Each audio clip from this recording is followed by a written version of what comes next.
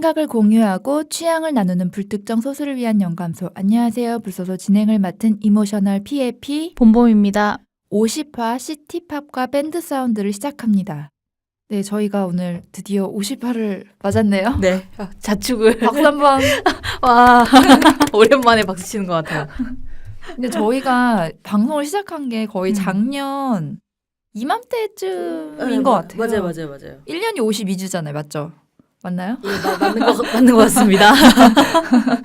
거즘 1년 가까이 50화를 진행해 왔는데 감회가 또 새롭네요. 네. 네, 의미 부여 한번 또 해봤고요.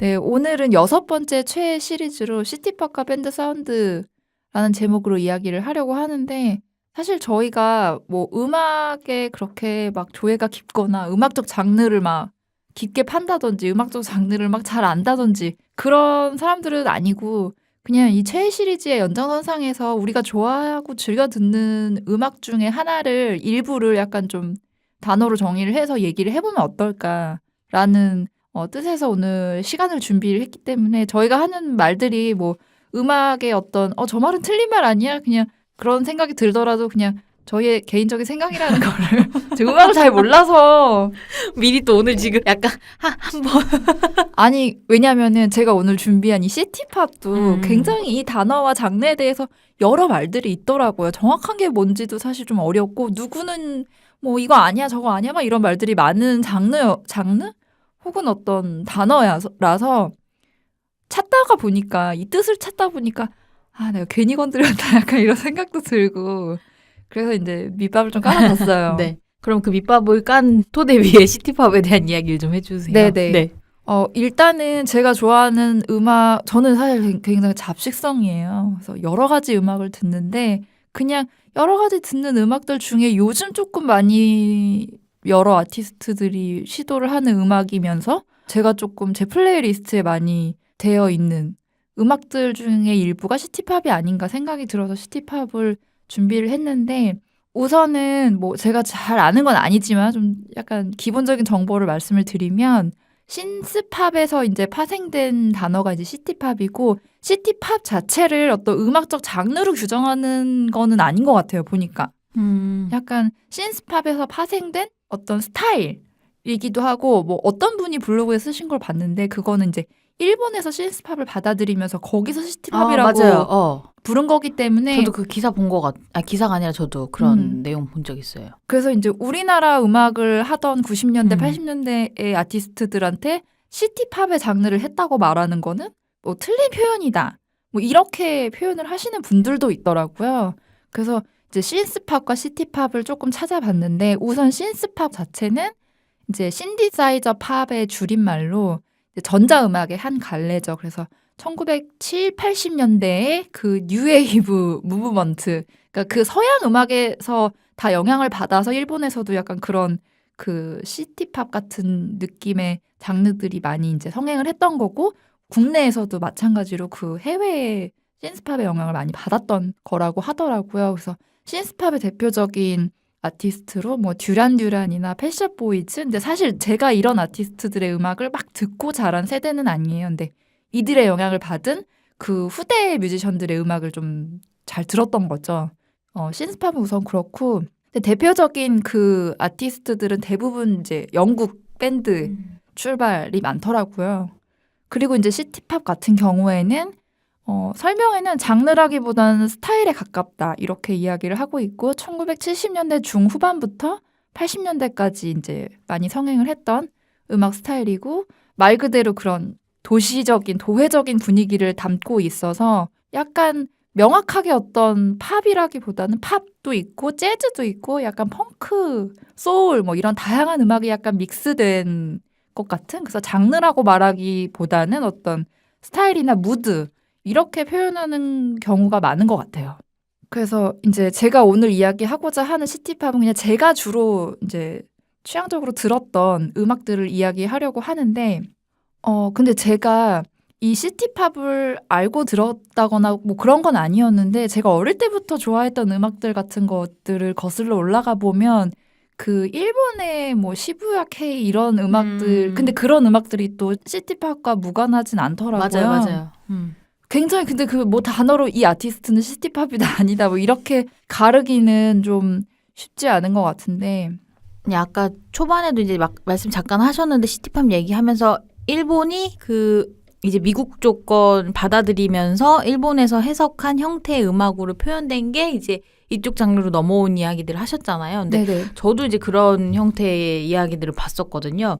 그러니까 80년대 일본 버블 경제 시대, 그러니까 호황인 시대에 그 음악이 많이 나왔고 그 인기를 얻었는데 요즘에 우리나라에서 그 음악이 인기가 굉장히 많다고 하더라고요. 젊은 층들 사이에서. 그러니까 사실 그 시티팝이 생겨난 그 단어가 생겨난 거는 80년대지만 네. 요즘에 유튜브나 이런 맞아요, 데서 보면은 맞아요. 더 단어를 많이 언급하잖아요. 그러니까 그 우리 레트로 뭐 이런 무드 이렇게 이 연구하고 막 이렇게 했을 때 그 얘기 많이 했잖아요. 60년대 레트로 퓨처리즘 같은 경우에는 60년대에서 바라본 미래. 그러니까 그 80년대에서 바라본 그 도시적임. 지금 우리가 바라보면 그게 되게 아날로그잖아요. 그 막 컴퓨터 막 그 네. 이렇게 모니터도 되게 뚱뚱한 모니터 네네. 쓰고 이런 식의 어떤 거나 오피스 무드 있잖아요. 막 그 도회지적인 어떤 막 패션으로 넘어가면 막 90년대 알마니 느낌 막 이런 것도 약간 그 시대에는 그거를 도회적으로 봤던 거. 그 무드를 지금에 와서는 또 나름의 또 힙한 어떤 느낌으로 받아들이는 부분도 있는 것 같고. 요즘에 20대들이 정말 좋아한다고 하더라고요. 이 분위기의 노래들을. 네, 그래서 오히려 30, 40대들보다도 더 그런 노래를 찾아 듣기도 하고 그런 것 같아요. 이게 레트로의 매력이어서 그런 것인지 아니면 그러니까 모르겠어요. 사운드적으로 뭔가의 독특함이 있거나 진짜 그런 게 있을 수도 있는데 이제 제가 잘 모르는 부분이어가지고 그럴 수도 있을 것 같기는 한데. 저도 뭐 그렇게 잘 아는 건 아니라서 그냥 제가 어릴 때부터 어떤 장르의 음악을 들었나를 좀 얘기를 해볼까 하는데 그냥 그런 언저리의 음악들을 제가 좀 많이 들었던 것 같다는 생각이 들더라고요. 그래서 제가 고등학교 때까지는 저는 그냥 가요? 국내 가요? 뭐 발라드?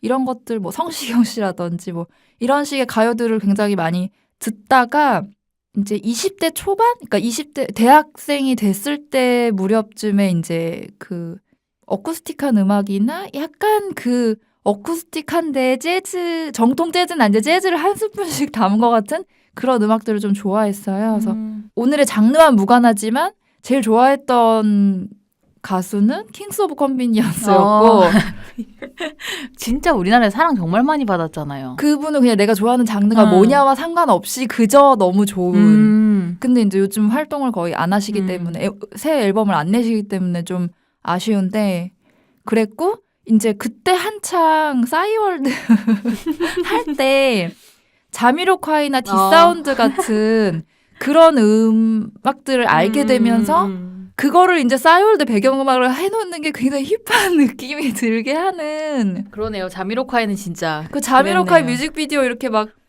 이렇게 바닥 막 이렇게 에스컬레이터처럼 이렇게 내려가면 걸어가잖아요.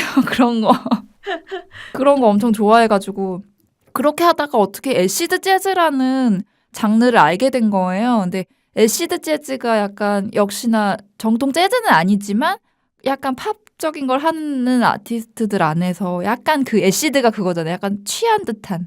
그래서 약간 몽롱하고 몽환적인 그런 느낌이 나는 음악들인데 그 느낌이 너무 좋은 거예요. 그래서 제가 무슨 뭐 할 때 애시드라는 말을 여기저기 많이 쓴 적도 있거든요. 근데 이것도 몰랐는데 찾아보니까 80년대 중반 영국에서 발생한 재즈의 하위 장르라고 애시드 재즈를 정의를 하더라고요. 그래서 그게 굉장히 또 인상적이었고 그 연장선상에서 이것저것 노래를 듣다 보니까 뭐 제가 J-팝을 저는 그렇게 잘 알거나 자주 듣진 않았어요. 근데 어떻게 하다 보니까 이제 알게 된 것들이 뭐 페리스 매치나 토키야 사코 같은 여성 보컬들이 이렇게 재즈 같은 거 음악 부르잖아요. 리사 오노 뭐 이런 분도 있었던 것 같은데 하여튼 그런 노래도 이렇게 조금씩 듣다가 프리템포, 다이시 댄스, 앰플로 이런 걸 엄청 알게 된 거예요. 그래서 제가 프리템포를 굉장히 너무 좋아해서 제가 의상학과잖아요. 그래서 대학교 4학년 때 그 졸업작품전 할 때 패션쇼를 하거든요. 그래서 제가 그 제 옷에 이제 배경음악을 2곡까지 선택할 수 있었는데 2곡을 다 프리템포 음악으로 선택을 했던 기억이 나요. 그래서 프리템포도 엄청 좋아했는데 이 시티팝을 찾다 보니까 이렇게 건너가다 보면은 이 시부야 K나 프리템포 얘기까지도 나오더라고요. 그래서 약간 그게 장르로 막 명확하게 일직선은 아니지만 내가 이렇게 좋아할 수밖에 없었던 약간 비슷한 요소가 있었던 건 아닌가 약간 좀 그런 생각도 들더라고요. 제가 추억의 아티스트 얘기 많이 해가지고 추억에 잠겼어요. 아 진짜 그러니까요. 이거 정말 그러네요. 되게 한동안 엄청 많이 들었던 기억이 나네요. 저는 이거 그 패션 스쿨 다닐 때 그때 거기 이제 같이 어울리던 이들의 약간 성향들이 다 이런 류의 노래들을 너무너무 좋아하던 이들이 모여있는 집단이었어가지고 엄청 막 이런 거 들어봐 저런 거 들어봐 하면서 권해주던 기억이 나요. 아 근데 좀 아쉬웠던 게 이거를 주변에 좋아하는 친구가 별로 없었어요. 저랑 친한 친구들은. 그래서 이런 것들을 비슷한 취향인 사람이 있으면 얘기하다 보면 더 깊어지거나 더 확장되기도 하잖아요. 네네. 그래서 그런 게 좀 없었던 게 저는 아쉽다고 속으로 좀 생각하면서 BGM으로 싸이월드 걸어놓곤 했던 그런 기억이 납니다. 그러니까 제가 좋아했던 음악들은 대부분 뭔가 이렇게 어느 하나에 되게 정통한 느낌보다는 약간 다 여러 장르가 좀 뒤섞인 것 같은? 근데 약간 좀 몽환적이거나 약간 리듬감이 있거나 그런 음악들을 저는 좋아하다 보니까 애시드 재즈도 그렇고 약간 좀 이렇게 정신 차리고 듣는 것보다는 약간 좀 이렇게 감상적이 되는 거 있잖아요. 그런 것들을 좋아했던 것 같아요. 그래서 요즘 근데 또 새로 나오는 인디밴드들이나 아티스트 음악을 듣다 보니까 그 예전에 어떤 느낌의 영향을 받은 것 같은 음악들이 굉장히 많은 거예요. 그러다 보니까 시티팝이 굉장히 유행을 하고 있다라는 거를 알게 된 거죠. 그래서 제가 요새 또 즐겨 듣는 음악을 뽑아보면은 국내에서는 이제 새소년 밴드 걸 엄청 좋아하는데 그 새소년 그 두 분이 이제 군대 가시고 황소윤 씨가 솔로 앨범을 최근에 냈거든요. 근데 그 솔로 앨범은 사실은 더 시티팝스럽고 약간 트렌디한 느낌이 굉장히 강하더라고요. 그래서 새소년은 약간 담담한 가사나 그런 게 좀 있었잖아요. 근데 그 황소윤 씨의 그 곡은 굉장히 또 트렌디한 느낌이 들더라고요. 그런 것도 좀 들어보고 있고 백예린 씨 굉장히 좋아하거든요, 제가. 맞아요. 백예린 씨 얘기 진짜 네. 많이 했어요. 그래서 얼마 전에 나온 앨범도 많이 들었는데 뭐 그런 거 있잖아요. 백예린에 대해서는 그런 말들도 있더라고요. 그러니까 정통 시티팝을 하는 사람은 아닌데 이렇게 묘하게 그 느낌이 이렇게 나는 거 있잖아요. 약간씩.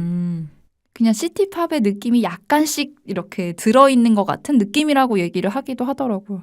그래서 제가 요새 즐겨 듣는 또 다른 가수들은 뭐 아도이나 저도 TV에서 봤어요. 유희열 스케치북 나왔는데 아, 그랬나요? 노래 되게 그거는. 매력 있더라고요. 아도이가 무슨 그 현대카드 레트로 그런 데서 레트로 그런 거 콘서트 하는 데서 아마 선정이 된 가수이기도 한데 아도이도 그렇고 전 민수를 요새 너무 좋아해요. 여성 보컬인데 이분이 아마 그 유재하 경연대회에서 이분도 수상을 하신 분으로 알고 있는데 싱어송라이터인데 민수는 혼란스럽다라는 곡이 있어요. 굉장히 들어봐야겠네요.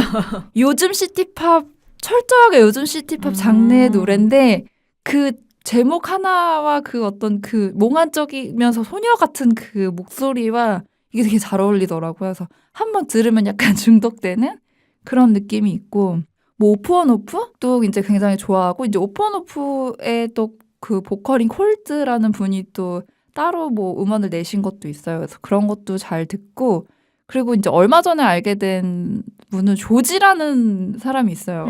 네, 이분은 알아요. 그 조지의 보트 혹시 뮤직비디오 보셨나요? 아니요, 뮤직비디오는 못 본 것 같은데. 그 보트 진짜 웃긴 게 뭐냐면 보트 노래 되게 감각적이에요. 근데 뮤직비디오는 너무 생생정보통 같은 비주얼로 보트 위에서 근데 정말 감각적으로 막 이렇게 한 거 없이 그냥 날 것 그대로의 영상을 찍었어요. 보트 위에 막 누워있고 막 이런 거를. 그래서 어떤 사람들 댓글 보니까 인생 노래였는데 뮤직비디오 보지 말걸. 깨졌다고. 영상은 너무 생생정보통 같다고 막 이러기도 했고 되게 독특한 분인 것 같은데 이분이 묘하게 되게 90년대 감성이 물씬 풍기는데 발라드 같은 음악 중에 하나가 바라봐줘요라는 노래가 있어요. 근데 정말 들어보시면 이건 너무 90년대의 모든 사운드와 리듬과 모든 것들이 철저하게 90년대 발라드를 너무 표방하는 느낌이 드는 노래인데 제가 이 바라봐줘요를 지난주에 너무 좋아서 내내 듣다가 너무 그 향수 때문에 김현철 씨 노래를 다시 찾아 듣는 그런 지경에 이르렀거든요. 그래서 막 그 동네나 달의 몰락 왜 그래 이런 거 저 엄청 좋아했는데 그런 걸 막 다시 듣게 되는 거예요. 근데 오랜만에 들으니까 김현철 목소리 이랬어. 이런 느낌도 드는데 그래서 뭐 김현철 씨가 특히 또 시티팝, 신스팝을 했었던 어떤 선두주자로 많이 얘기가 되더라고요. 근데 시티팝이 아까도 얘기했지만 이제 일본에서 시티팝을 부르게 된 거고 우리나라는 사실 시티팝이라고 부르는 게 맞지 않을 수도 있다는 얘기가 있다고 했잖아요. 근데 그 뭐 어떤 글에 보니까 그냥 어떤 뭐 스무드 재즈나 이런 것들에 굉장히 관심이 많았던 거지 김현철이 당시에 그 음악을 했을 때 난 시티팝을 몰랐다라고 얘기를 했다고 하기도 하더라고요. 그래서 뭐 이분들이 한 게 시티팝이라고 정확하게 말할 수 있을진 모르겠지만 신스팝 같은 거의 한 장르를 이제 국내에 이렇게 굉장히 많이 도입한 어떤 형태가 아닐까. 그래서 그런 걸 찾아보면 뭐 김현철, 빛과 소금, 윤수일 이런 분들이 많이 언급이 되더라고요. 그래서 사실 저는 윤수일이나 빛과 소금의 노래를 듣고 자라진 않았어요. 이제 김현철 씨부터는 듣기 시작을 했죠. 빛과 소금 노래 이번에 장범준 씨가 리메이크한 곡이 하나 있는데 그게 빛과 소금 노래였던 것 같은데. 그래요? 네네. 그 빈폴이 30주년 기념해가지고 윤종신하고 장범준, 태연, 어반자카파 이렇게 해서 지금 월에 하나씩 음반을 내고 있는데 제가 그거에서 봤던 것 같거든요. 네, 그래서 제가 요새 이제 뭐 즐겨 듣게 되는 거는 그런 요즘스러운 약간 인디 밴드나 가수들의 시티팝에서부터 90년대에 뭐 김현철 씨나 이런 노래들까지 김현철 씨 노래 찾아 듣다가 또 막 유지아 씨 노래까지 막 다시 찾아 듣는데 그 너무 또 눈물이 날 것 같아서 막 듣다 말기도 하고 했는데 그냥 저는 그런 감성? 그런 걸 좀 좋아하는 것 같아요. 근데 너무 그런 것도 있어요. 약간 너무 그 느낌으로 약간 비슷하게 취한 듯한 느낌으로 레트로한 감성으로만 너무 밀고 가는 어떤 무드를 별로 안 좋아하시는 분들도 있긴 하더라고요. 그러니까 다 너무 비슷하다거나 아니면 다 이런 식의 어떤 거를 공식처럼 사용한다거나 뭐 그럴 수도 있으니까. 어때요? 본범님은 시티팝을 좀 즐겨 들으셨거나 들으시나요?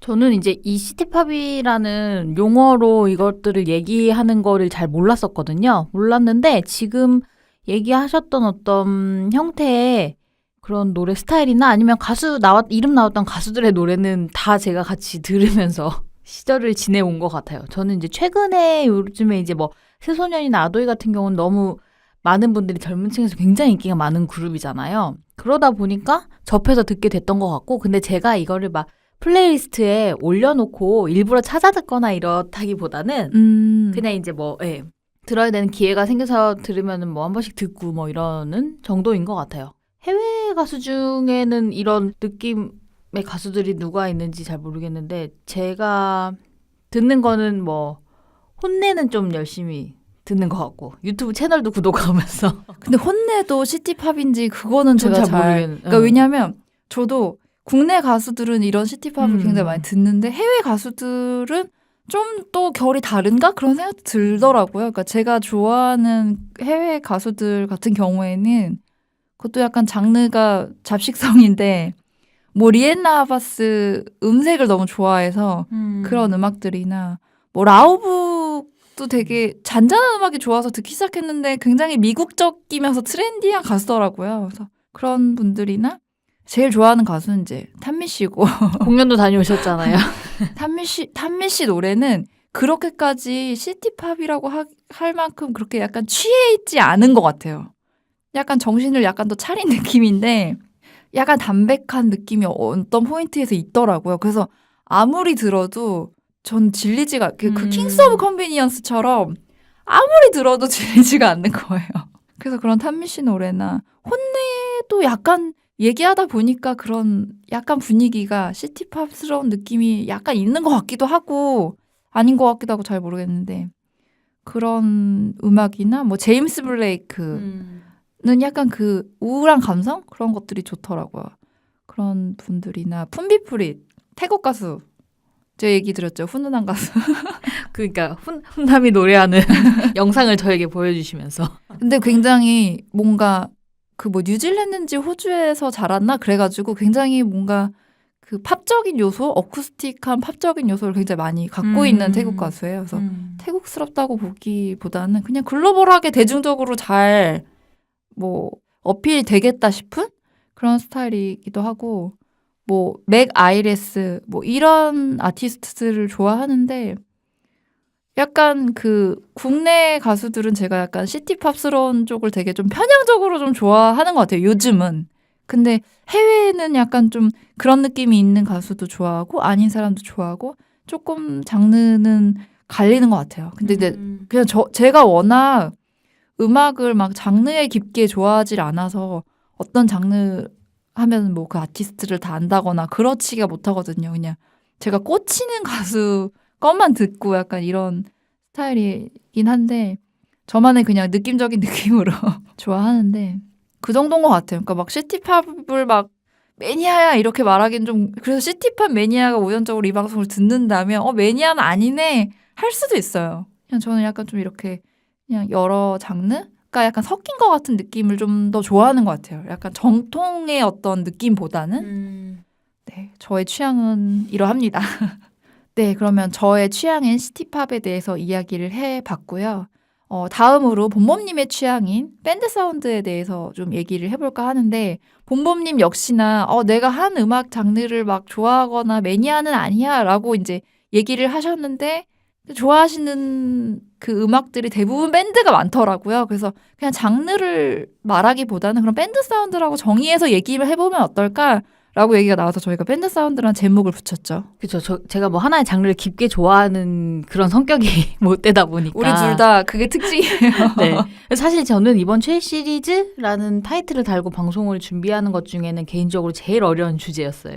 사실 저도 지금 저희 시티팝 얘기할 때 엄청 버벅댔던 네. 거 아시죠? 너무 어려워요.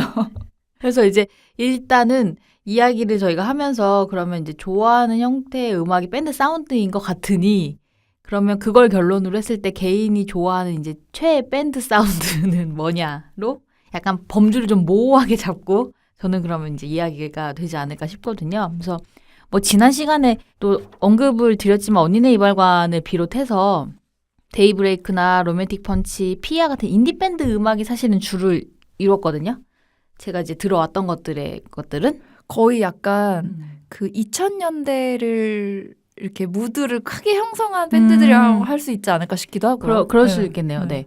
사실 근데 밴드라는 것 자체는 악기 앙상블을 의미하는 거잖아요. 그러니까 그쵸. 이거는 뭐 관악기든 타악기든 여러 편성된 것들을 다 밴드라고 부르는데 이제 대중음악으로 넘어왔을 때 우리가 흔히 딱 밴드 하면 떠올리는 이미지는 좀 어느 정도 잡히는 게 있죠. 뭐 기타라든가 보컬이 있고 드럼, 뭐 베이스, 뭐지 건반이 가끔 들어가고 그 악기가 네. 이렇게 어느 정도는 고정돼 있다 보니까 그 사운드가 만들어내는 방식도 그쵸. 약간 귀에 이제 어느 정도 익숙한 어떤 느낌이 있죠. 그래서 제가 오늘 아마 말씀드리는 거에 대한 경계는 아마 그 부분 안에서 얘기가 되지 않을까 싶어요. 그리고 또 특히나 지금 제가 막 이야기 드렸던 몇몇 밴드들의 주는 거의 인디 밴드라고들 부르잖아요. 사실 이 인디 밴드라는 용어 자체가 원래는 그러니까 대중음악 하는데 주류에 속하지 않는 조류를 통칭하는 걸로 언더그라운드 음악이라고 이렇게 얘기를 하는 용어가 있는데 이 언더그라운드 음악이 지상파나 이런 데 TV 출연 안 하고 그리고 이런 약간 뭐라고 하죠? 상업적인 업소 무대 같은 거 안 쓰는 그런 식으로 하는데 음반은 발매하고 그리고 뭐라고 해야 되죠? 그리고 소극장 라이브 콘서트를 주로 하는 사람들이 중심으로 일컬어지던 말이었는데 근데 제가 언젠가 언뜻 들은 거는 예전에 진짜 인디 밴드들은 자급자족 시스템으로 그쵸, 이제 맞아요. 했던 것이 진정한 인디다 뭐 이렇게 얘기를 하는 시절도 있었던 것 같아요. 그래서 언더그라운드 음악으로 봤을 때 가장 성공적이었던 게 그 들국화. 네, 85년도에 락밴드였던 들국화의 음반 판매나 콘서트가 흥행하면서 이런 어떤 이야기들이 많이 나왔고 그 이외에도 뭐 많이 있어요. 봄, 여름, 가을, 겨울도 그 얘기에 같이 들어가 있고 근데 사실 이 언더그라운드라는 말이 약간 90년대에 넘어가면서 인디라는 이름으로 이제 새롭게 불려지기 시작했다고 하더라고요. 그래서 제가 오늘 이제 뭐 얘기 드리는데 가장 기초가 되는 밴드는 아마 델리 스파이스일 거예요. 맞아. 봄봄님의 최애. 네. 97년도에 데뷔한 그룹인데 제가 1회 방송 때 아마 이 얘기 엄청 했을 것 같은데 기억에. 그 봄봄이라는 아이디를 왜 쓰게 됐냐를 이야기하면서 네. 얘기를 하셨었죠. 제가 누구나 다 이 아이디를 물어볼 때 그럼 이제 그 긴 스토리를 쭉 얘기하면서 왜 좋아하게 됐는가에 대한 얘기를 하는데 델리 스파이스를 워낙 좋아하고 그래서 그중에 제일 좋아하는 6집 앨범이 봄봄이라는 이름이고 네, 노래 제목도 동일하게 있고요. 그래서 뭐 이제 쓰던 이름인데 사실 뭐 델리 스파이스 노래는 제목이나 이런 거를 매치는 못하더라도 노래 들으면 아실 수 있는 노래들이 되게 많아요. 그 차우차우 그러니까 뭐지 너의 목소리가 들려를 막 무한 반복하는 노래 있죠. 그거나 고백. 왜 중1 때까진 첫째 줄에 노래 할 수가 없어서 여러 가지 매체도 네, 굉장히 많이 맞아요. 쓰였잖아요. 네. 그래가지고 그런 노래들이 인기가 굉장히 많은데 사실 개인적으로 저는 이제 그 보컬 김민규 씨가 스위트피라는 이름으로도 그 본인의 개인 활동을 했거든요. 그 앨범도 굉장히 좋아하는데 그래서 저는 콘서트도 진짜 많이 다녔어요. 그래서 약간 그 김민규 씨의 그 이미지가 있어요. 저한테 약간 그 젊을 때 그래서 검정 자켓 티셔츠에 검정 자켓 입고 빨간 스니커즈 신고 콘서트 무대에 섰던 그 장면을 잊을 수가 없죠. 왜냐면 이렇게 종이 비행기 노래 부르실 때 우리가 막 다 접어서 날려주고 막 이런 거거든요. 지금 신났어. 네.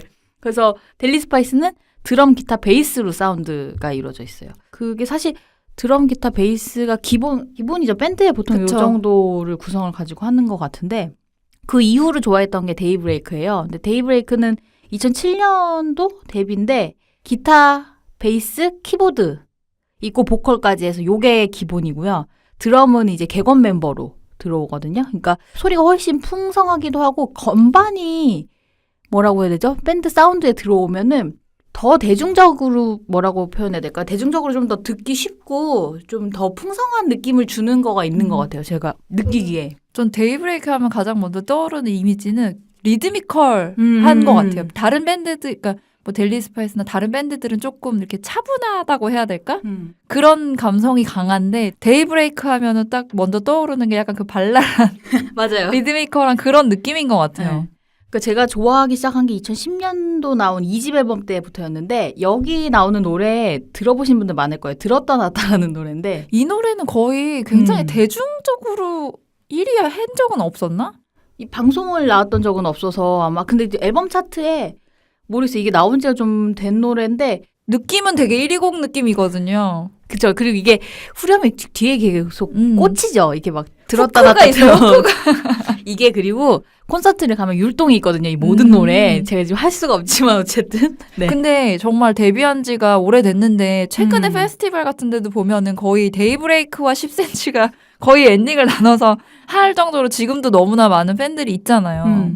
아니 사실 제가 이거 방송 자료 정리하면서 이제 준비하는데 그 와중에 TV에 짠내 투어가 나왔거든요. 네. 짠내 투어 방송에도 갑자기 삽입곡으로 데이브레이크 노래가 나오는 거예요. 아 근데 정말로 그 진짜 많이 얼굴도 나와요. 유명하고 꽤가 아니라 엄청 유명한데 그거에 비해서 방송 출연은 또 생각보다 많이 안 하신 것 같은 생각이 들어요. 그쵸. 보컬 이원성 님이 복면가왕에 얼마 전에 나오셨었고. 아 그랬나요? 네.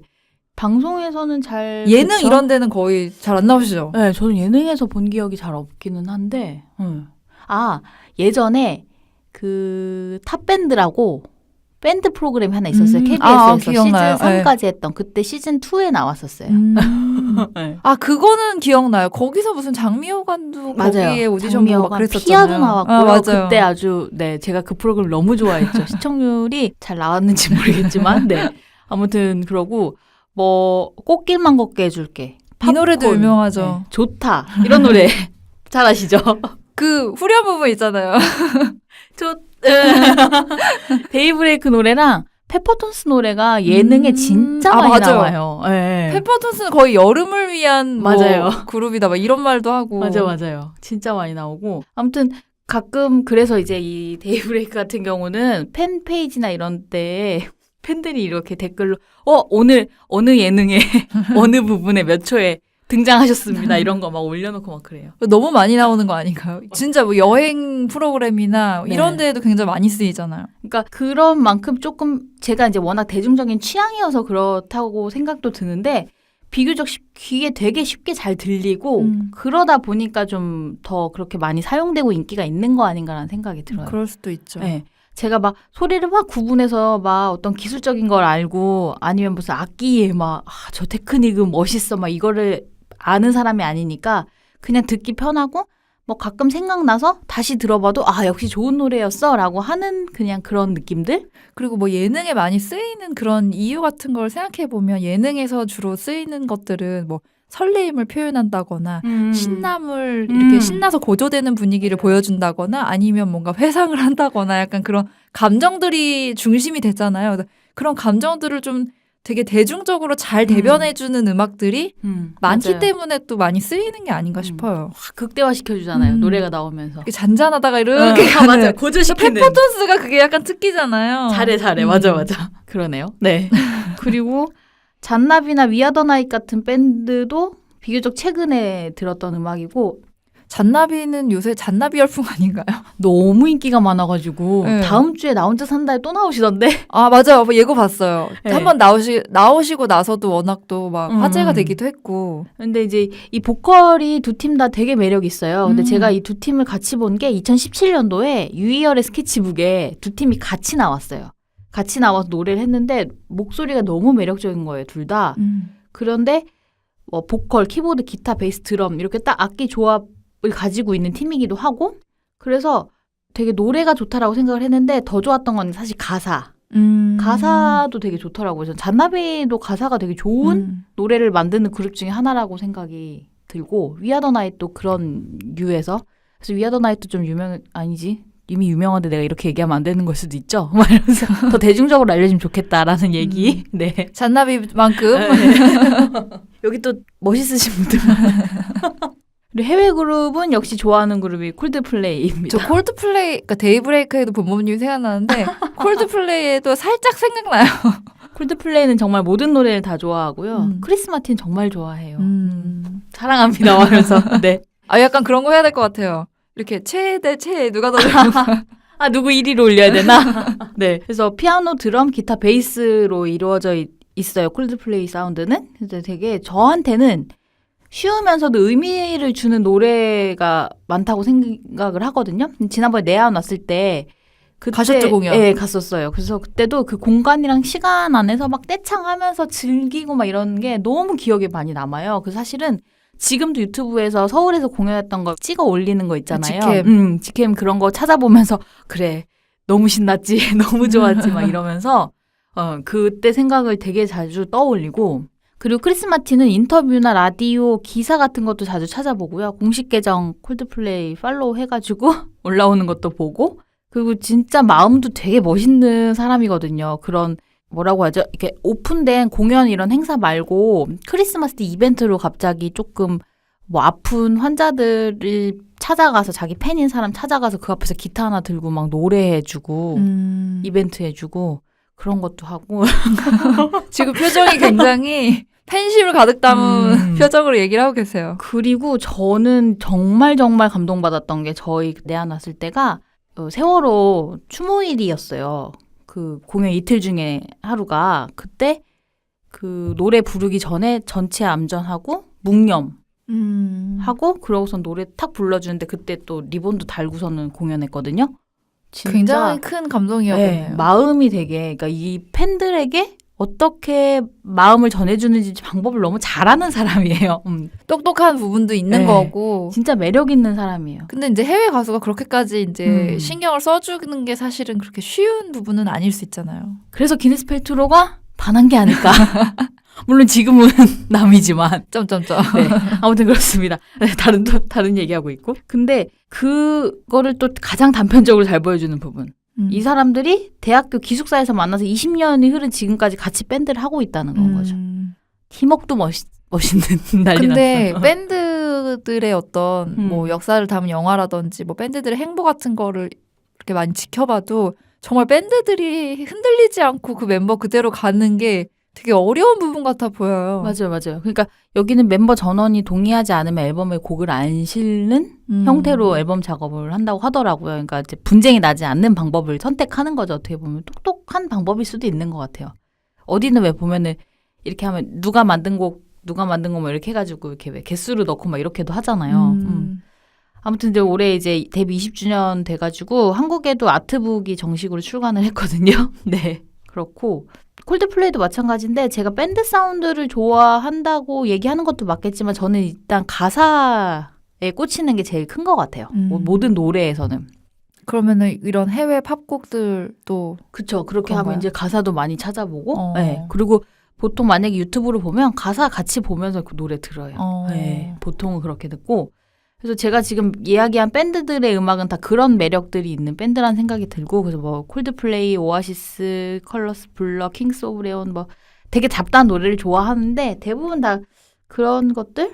그러니까 자기만의 같아요. 또 결이 있는 거죠. 장르로 이렇게 규정하기는 네, 어렵지만. 맞아요. 장르를 규정한다기보다는. 음. 그리고 이제 뭐 콜드플레이 노래는 다 너무 잘 아시겠지만 에버글로우나 픽스 유, 옐로우 뭐 이런 노래들 너무 좋아하고 몇 개를 꼽는 건 의미가 없어요. 근데 워낙에 진짜 전 세계적으로 네. 뭐라고 할까? 이미 이제 탑이라고 해야 되나? 대중적으로 너무 많은 사랑을 받고 있잖아요. 받아왔고. 그 최근에 프로그램 보신 분들 있을 수 있을 것 같은데 JTBC에서 슈퍼밴드라는 프로그램을 지금 이제 시작을 했잖아요. 너무 재밌던데요? 네, 너무 아니 재밌어요. 실력 있는 사람들만 다 나오니까 네. 누구 하나가 떨어져도 다 맞아. 안타깝더라고요. 아니 그 히든싱어랑 팬텀싱어 제작진이 들어간 프로그램인데 그 심사위원회 링킨파크의 조한이 심사위원으로 참여를 해서 굉장히 이슈가 됐죠. 실검에 한참 올라와 있었던 것 같아요. 며칠 동안.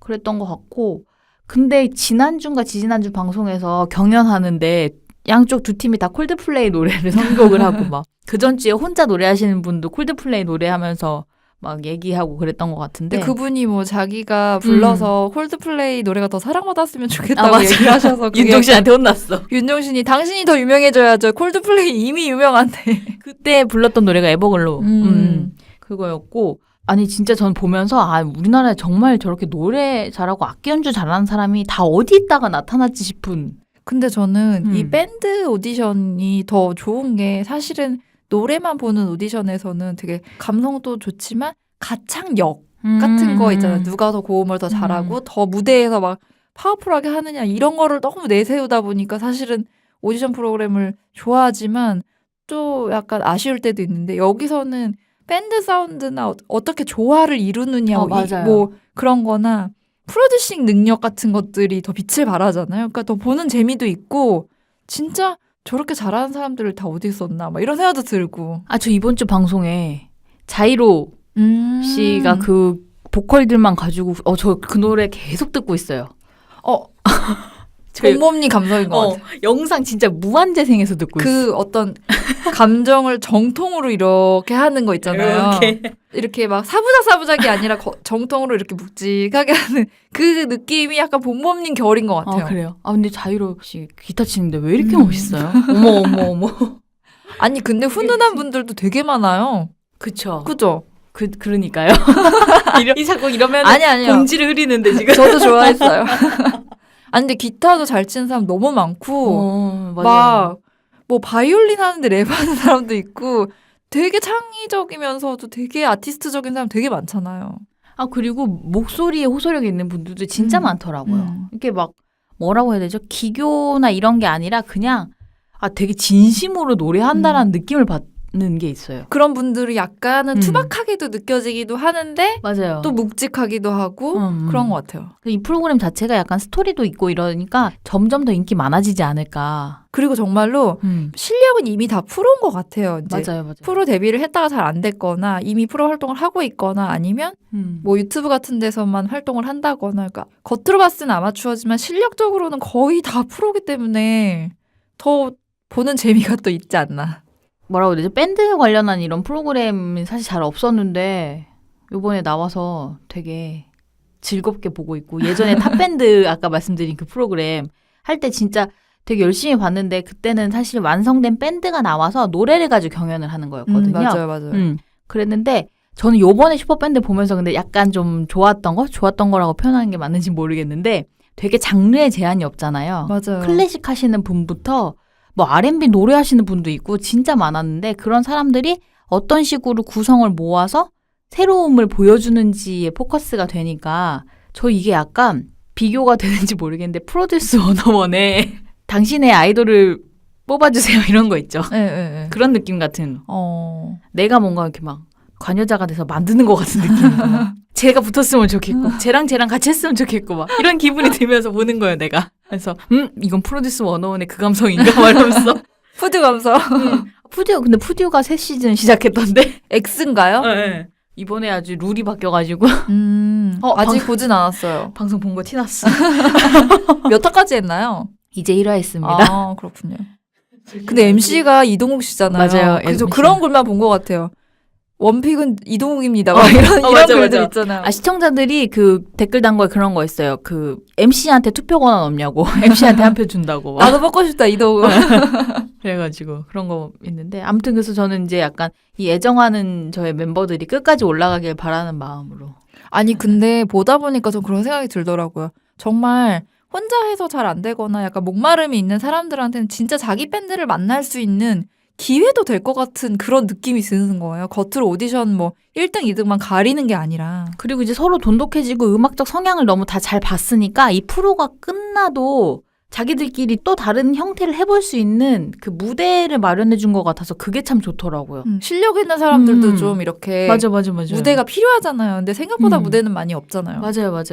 그러니까 이게 사실 뭐라고 해야 되죠? 시청자, 청취자고 그러니까 이걸 듣는 사람의 입장에서도 다양한 사운드를 풍성하게 들을 수 있는 기회가 될 수도 있는 거잖아요. 그쵸. 그래서 되게 괜찮은 프로그램인 것 같아요. JTBC는 열일하네 막 이러면서 나왔는데 오늘 우리 제목을 슈퍼밴드라고 하고 그렇게 되는 거예요. 저도 너무 재밌게 보고 있는데 네. 아무튼 다음 화가 또 기대가 되고 네. 그런 것 같아요. 얘기의 결론이 슈퍼밴드로 결론 났어요. 슈퍼밴드 짱! 막 이런 느낌으로. 둘 다 지금 음악 얘기를 하면서 음악에 포커스된 얘기라기보다는 둘의 약간 이거 뭐라고 표현해야 되죠? 이거 약간 좀 아무튼 저희 방송은 항상 언제나 네네. 산으로 갔다가 돌아왔다가 하니까 오늘 어떻게 그러면 방송을 슬슬 마무리하면서 네네. 오늘 저희의 음악적 취향에 대해서는 여기까지 얘기를 하는 걸로 하고요. 어떠셨어요, 피님? 저는 음악 장르를 너무 정통으로 알거나 이런 게 아니라서 설명을 하는데 좀 버벅댔던 것 같아요. 그게 좀 아쉬워요. 근데 어쨌든 그냥 맥락 없는 저의 취향의 어떤 과정들을 공유를 한 부분이라서 어떤 분들은 또 공감을 하시는 분들이 있고 어떤 분들한테 또 새로운 어떤 느낌이지 않을까 생각이 듭니다. 근데 또 피님이 아까 얘기해 주셨던 가수들이나 이런 사람들은 뭐 아시는 분들은 다시 막 생각이 나서 좋으실 수도 있고 못 들어보신 분들은 한번 들어보셔도 진짜 괜찮은 음악들이니까 좋을 것 같아요. 한 번씩 다시 들어보셔도 좋을 것 같고 뭐 제가 얘기한 밴드는 워낙 다 근데 콜드플레이나 이런 건 되게 대중적으로 이미 인기가 있는 사람들이어서 제가 되게 너무 대중적인 취향이어가지고 사실은 아니 근데 저는 아까 못한 얘기인데 김현철 씨 노래 너무 좋잖아요. 그쵸. 되게 세련되고 그 시절에 지금 들어도 촌스럽지가 맞아요, 않아요. 맞아요. 어떤 가사나 이런 것들도. 근데 생각보다 커버가 많이 없더라고요. 이렇게 시티팝이나 신스팝 하는 젊은 아티스트들이 어려워서인가? 많은데 그래서 그 케이팝 스타의 존추라는 피아노 치시는 분이 동네를 굉장히 잘 리메이크 한 적이 있어요. 그래서 그걸 막 제가 찾아 듣기도 하거든요. 그래서 뭔가 시티팝 하는 사람들이 되게 잘 새로운 느낌으로 김현철의 노래를 좀 커버해줬으면 좋겠다 막 이런 생각도 전 좀 요즘에 하고 있어요. 새로운 느낌으로 너무 듣고 싶은 거예요. 그렇습니다. 네. 저의 소감은 여기까지. 이제 저는 이제 약간 제가 좋아하는 이야기를 하니까 신이 점점 나서 어떤 밴드 누구를 고정해서 이렇게 해놓고 얘기를 하니까 되게 봄봄님이 신나하시면서 얘기를 하신 것 같아요. 네, 신나하면서 하다 보니 시간이 훌쩍 갔어요. 네. 오늘 저희가 지금 녹음하는 게 어린이날이잖아요. 5월 5일. 그러네요. 네, 어린이날인데 저는 오늘의 마무리를 어떻게 해야 되나라는 생각을 하다가 사실 오늘 이거 방송 녹음하러 오는 길에 날씨가 너무 좋은 거예요. 여름날에 가깝게 해가 좋고 날이 너무 좋은 날이어서 오늘의 마무리 오늘 마무리를 어떻게 하면 좋을까라는 생각을 계속 하면서 왔거든요. 뭐 준비해 오신 거예요? 아니 준비를 하진 않았고요. 그러니까 지금 그런데? 뭔가 딱 생각나서 듣고 싶은 노래를 그 당시에 자리에 가서 녹음하다 생각이 나면 딱 얘기를 드려야지라는 생각을 했어요. 근데 이게 제가 지금 얘기했던 밴드의 노래들이 아니라 갑자기 다른 노래여서 네네. 지금 정말 딱 생각나는 게 그 자우림 밴드의 노래 중에 Something Good이라는 노래가 있어요. 그 노래가 되게 밝아요. 밝고 가사도 되게 예쁜 가사예요. 그냥 첫 소절부터 딱 들으시면은 그 노래 듣고 나면 내 기분 되게 상쾌해지는 그런 노래거든요. 그래서 그런 거 들으시면서 외출 오늘 하셔도 굉장히 좋을 것 같다는 생각이 갑자기 딱 들었어요. 그래서 갑자기 오늘 네. 얘기하지 않았던 자우림의 썸띵굿을 네. 추천해 주시면서 그렇게 하면서 저희 방송을 오늘 그럼 마무리를 하겠습니다. 네. 50화는 그럼 이렇게 마무리를 하고 저희 다음 화 예고 드려야겠죠? 네. 다음 화는 저희가 좋아하는 영화들 중에서 약간 음악과 관련된 근데 또 묘하게 우리가 지난번에 네. 뮤지션이 쓴 에세이 어머 그러네요. 그리고 오늘 음악 하고 선정하고 보니까 음악과 음악으로 가고 관련된 있어요. 영화를 선정하게 된 거예요. 그래서 라라랜드와 싱스트리트라고 네. 정해봤습니다. 둘 다 음악이 주연의 역할을 어느 정도 하는 영화라고 생각이 들어서 선정을 했으니까요. 다음 방송도 많이 기대해 주시고요. 네, 불소소는 팟빵 팟캐스트, 유튜브, 스팀 및 네이버 오디오 클립 채널을 통해 공개됩니다. 인스타그램, 페이스북, 네이버 블로그에도 계정이 있고요. 검색창에서 불소소 검색해 주세요. 관련 댓글 외에도 메일로도 사연 받는데요. 메일은 ideal-list@네이버.com으로 사연 주시면 됩니다. 생각을 공유하고 취향을 나누는 불특정 소수를 위한 영감소 50화 시티팝과 밴드 사운드를 마치겠습니다. 지금까지 이모셔널 P의 P 본mom이었습니다. 안녕히 계세요.